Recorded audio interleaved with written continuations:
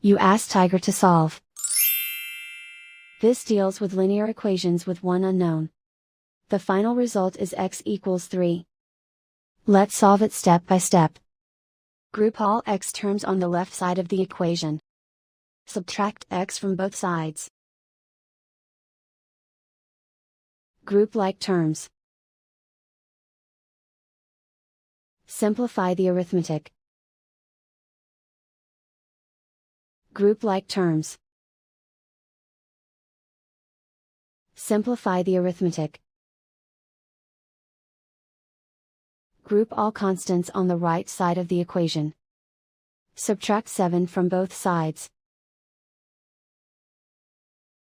Simplify the arithmetic.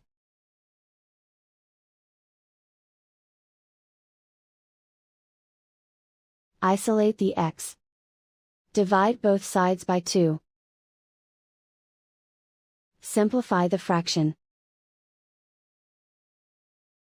Find the greatest common factor of the numerator and denominator. Factor out and cancel the greatest common factor. And so the final result is x equals 3.